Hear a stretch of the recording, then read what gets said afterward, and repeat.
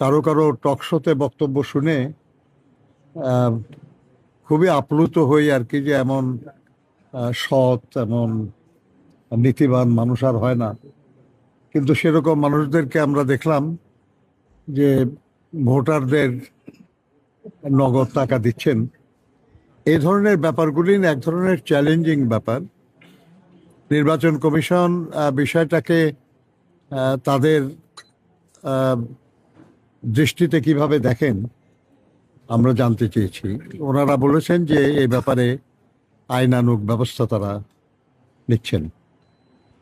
তাই চাই আমরা যে আইনানুগ ব্যবস্থায় যেন যারাই নির্বাচনের অন্যায্য বা অনৈতিক কোনো কাজ করবেন, সেটা বেআইনি কাজ করবেন, সেটার ব্যবস্থা নেওয়া হয়।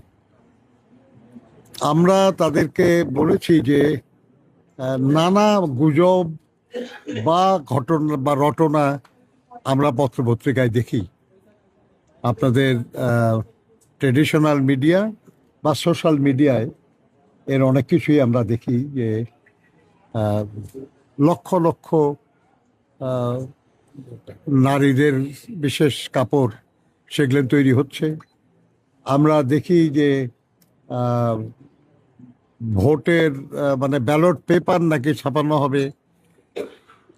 আবার এটাও দেখি আমরা যে ব্যালটে সিল মারার যে সিল আর কি, সেগুলেন তৈরি হচ্ছে, সেগুলেন সহ লোকজন ধরাও পড়ছে। আমরা নির্বাচন কমিশনকে বলেছি যে এইসব বিষয়গুলি দেখার শুধু নির্বাচনের দিন বিষয় না, দেখার বিষয় না। এসব কাজ নির্বাচনের আগে হয়। অতএব এখন আইন শৃঙ্খলা রক্ষাকারী বাহিনী, ইন্টেলিজেন্স এজেন্সিগুলি সবই নির্বাচন কমিশনের নিয়ন্ত্রণে। অতএব তারা এগুলি তাদের নজরে আসছে না কেন? তাদের এই বিষয়গুলিতে আরো কঠোর দৃষ্টি দেওয়া প্রয়োজন, যাতে করে এই ধরনের কোনো অনাচার কেউ করতে না পারে।